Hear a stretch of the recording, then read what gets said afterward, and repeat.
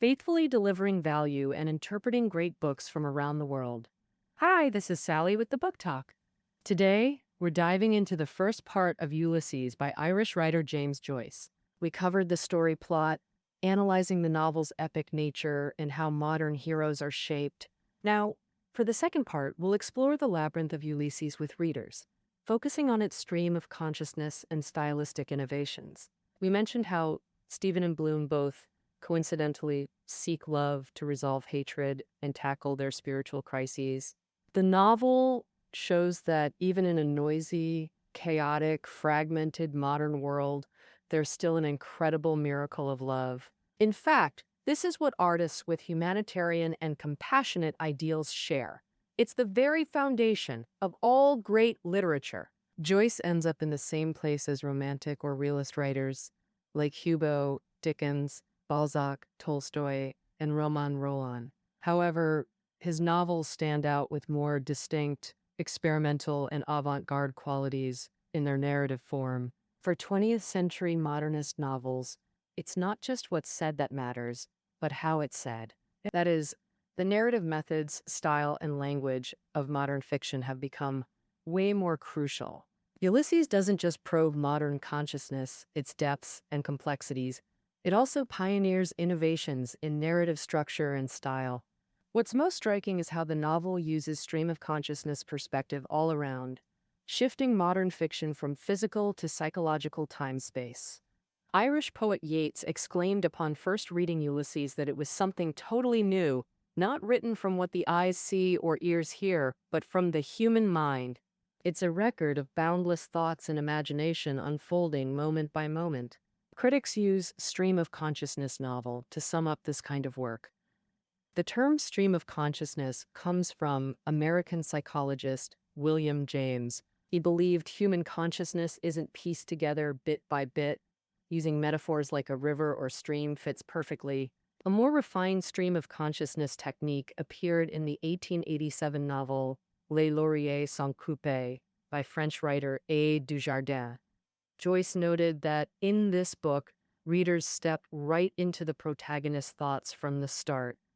This continuous flowing stream of thought replaces the usual narrative style, conveying what the characters are doing or facing.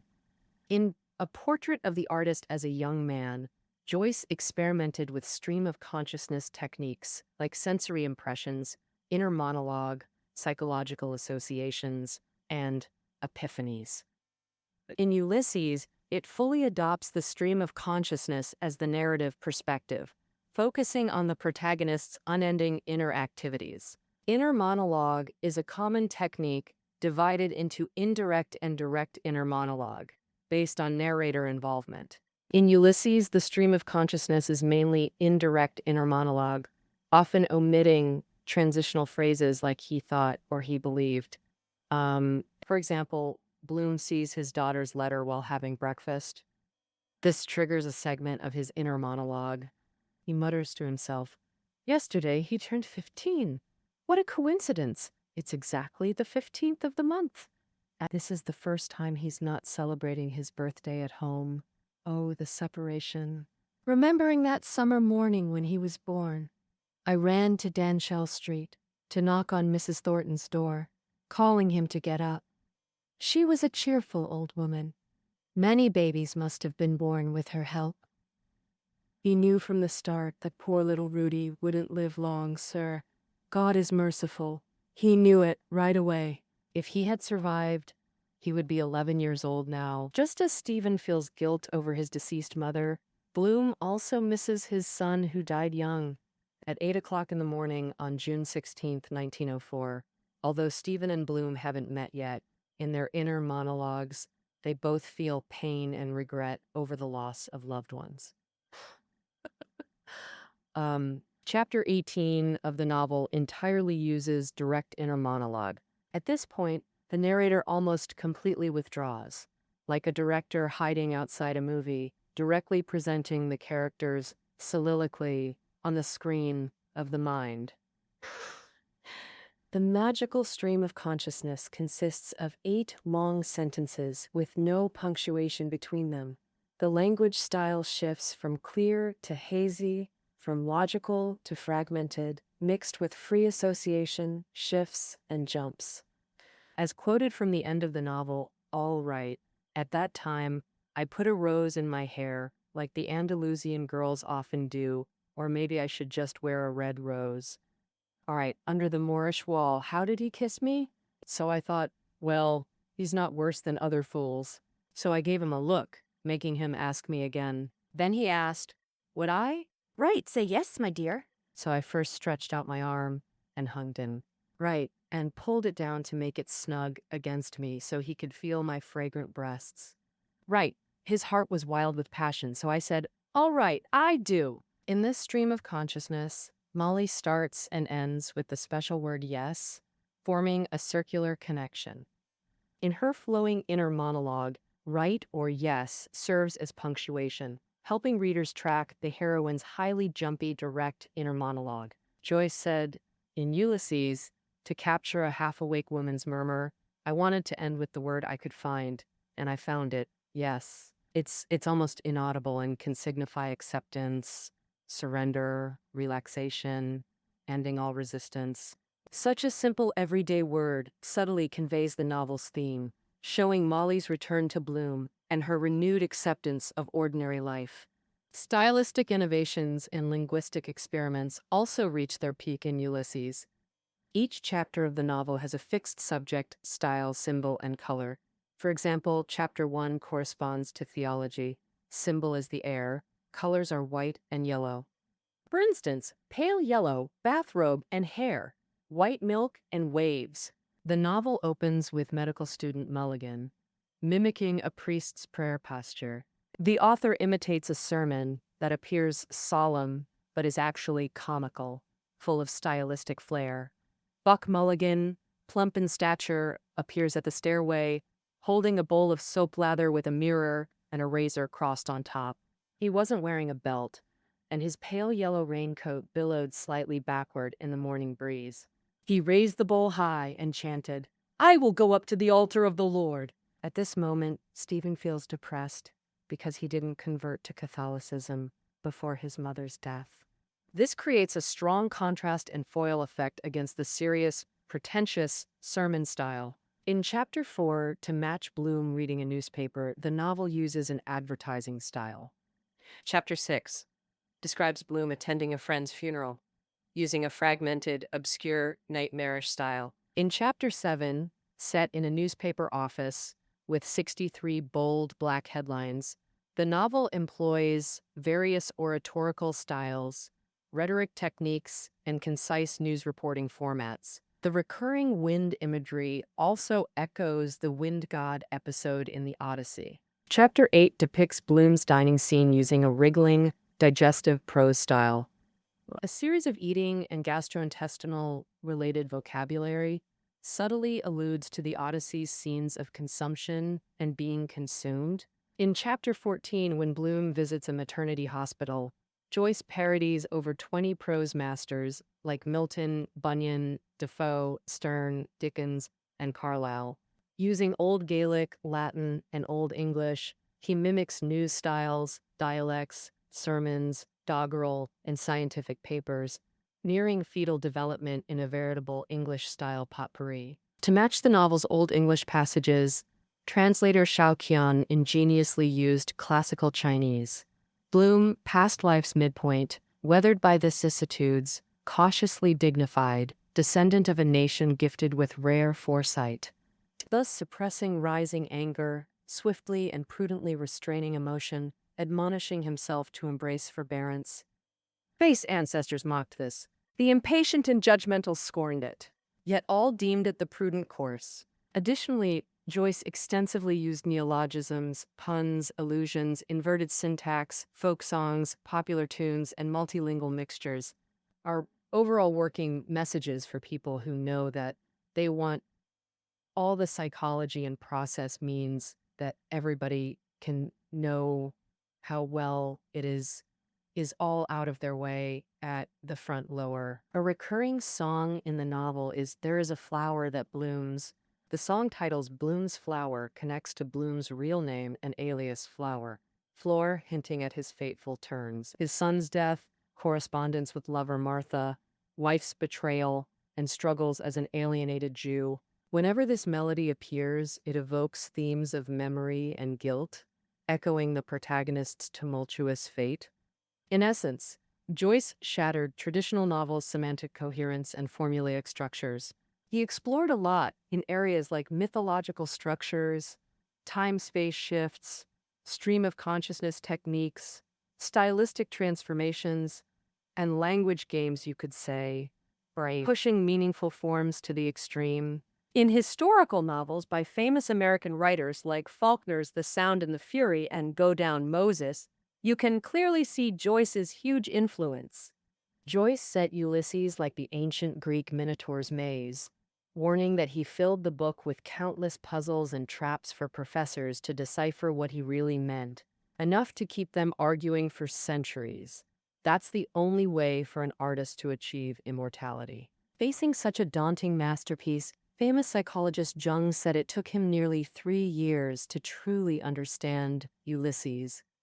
And that's no exaggeration. So, how should us ordinary readers approach it? How do we crack Joyce's novelistic labyrinth? Facing this encyclopedic Ulysses, readers need to know some Western literary classics, like Greek and Roman myths, Homer's epics, biblical stories, the Divine Comedy, Hamlet, Faust, plus Irish history and literary traditions. And images, events, character speeches, and allusions from these texts flood Ulysses, creating intertextual relationships that mirror and morph constantly. To dig deeper into Dublin events in Joyce's novel, readers should check old Dublin maps, memorizing key streets, landmarks, and scenic spots.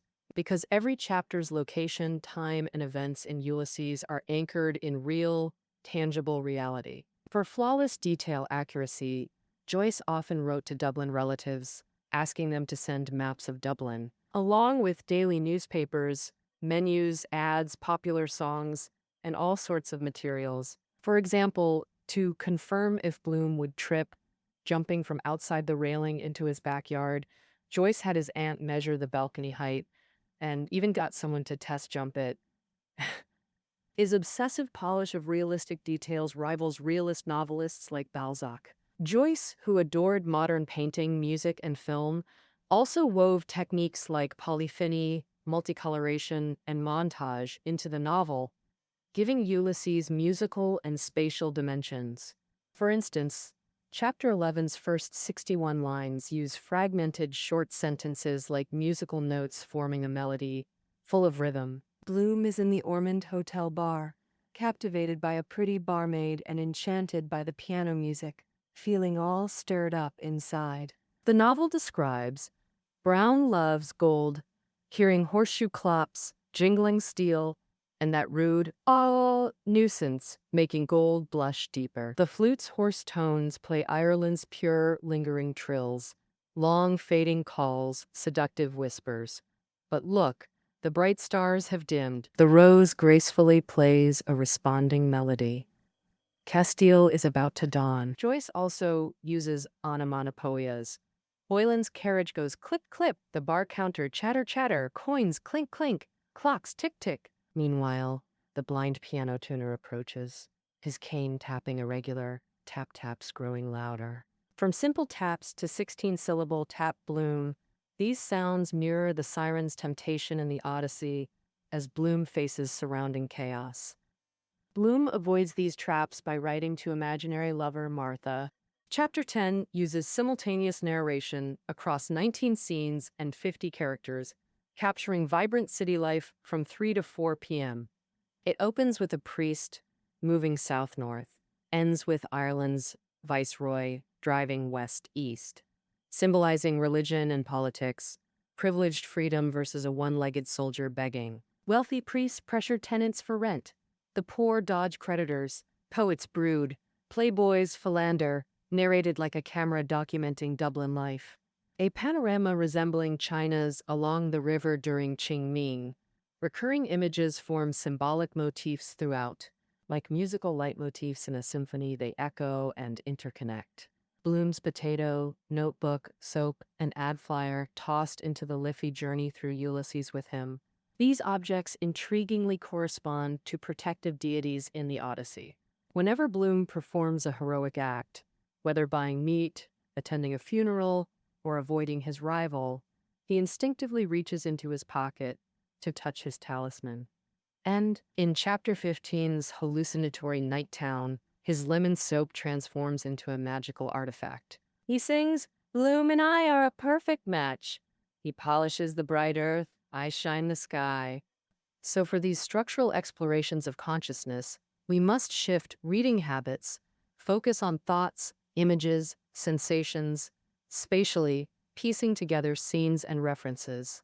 This resembles appreciating Dali's surrealism or Picasso's cubist paintings. Only through repeated rereading and reassembly can readers grasp Ulysses and enjoy its literary labyrinth. Ulysses is hailed as the Everest of modernist fiction, unlocking infinite literary possibilities. Woolf, Faulkner, Beckett, Marquez, Rushy, Borges, Calvino, Eco, plus Chinese writers like Zhang Pu, Wang Men, and Shui Wei, all drew inspiration. Notably, when Ulysses debuted, Xu Zimo at Cambridge praised Mali's stream of consciousness like an inverted waterfall, utterly seamless, a masterpiece. In the 1940s, translator Wu Xinghua began translating chapters. By the 80s, scholar Jin Di's versions appeared in world literature. In 1994, Jin Di's and Xiao Queen, Wenjiro's translations launched simultaneously, sparking a reading frenzy in China. In 2021, scholar Liu Xianyu's authoritative translation became the third Chinese version. Authoritative Chinese translations. Joyce's experimental language and stylistic puzzles remain unsolved, but scholars gradually forged Joyce studies through persistence. Joyce's tirelessly explore this inexhaustible literary maze. For emerging Irish writers, though, Joyce's colossal reputation has become a burden stifling their growth. A master-disciple dynamic has emerged in literary circles. In 1993, Booker Prize winner Roddy Doyle complained Joyce's legacy casts a long, toxic shadow over Irish literary life. Kevin Myers bluntly declared Ulysses the greatest dead end in Irish literary history. This anxiety of influence paradoxically confirmed Joyce's monumental status in Irish literature. Over a century, Joycean scholars and fans transformed the obscure Joyce into a beloved, popular author. Abridged editions, annotated versions, and translations proliferate. People explore Joyce's labyrinth through theater, art, music, festivals, and literary tours, turning Dublin into a global literature capital. James Joyce Center Director Helen Monaghan claims it draws over 30,000 visitors annually. Professor John Sutherland, University of London, hailed Joyce as Ireland's Shakespeare. It's Goethe, it's Racine, it's Tolstoy. Let's enjoy him. We live in a golden age of annotated editions. Joyce no longer intimidates us like scripture. Dublin preserves Joyce-era architecture everywhere you look. The iconic pharmacy where Bloom bought soap remains unchanged. Daily, pilgrims gather for Joyce readings. In remote southern towns, retired ladies form Bloom clubs delighting in Ulysses discussions. Critics and readers created Bloomsday honoring the novel's protagonist. This festival is now Ireland's official National Literature Day. Every June 16th, global fans flock to Dublin, donning period costumes, retracing character steps, seeking Stephen at Sandymount Strand. Dining on the Irish meal Bloom once ate, reciting Molly's poetic inner monologue in Stephen's Green or Jill's Bar. In recent years, Beijing and Shanghai have frequently hosted Joyce seminars and Bloomsday commemorations. Chinese scholars have uncovered many similarities between Joyce and Lu Xun. These two genius writers lived in the same era. Their works aim to expose national spiritual paralysis, seek remedies for character flaws, and blend realism with symbolism into one style. However, Joyce's artistic experiments went further and were more extreme than Lu Xun's. 1. Ulysses not only realistically documents Dublin's geography, but also reveals modern urbanites' spiritual world and complex humanity through mythological parallels, stream of conscious style, and experimental language games. forging the Irish national conscience. As some critics assert, if Dublin vanished from Earth, people could rebuild it exactly based on Ulysses. On Ulysses' centenary, let's try reading and appreciating this stream of consciousness masterpiece. It's the best way to commemorate Joyce. All right, that concludes our interpretation of Joyce's Ulysses Part 2. Reading notes are below the audio. See you next time.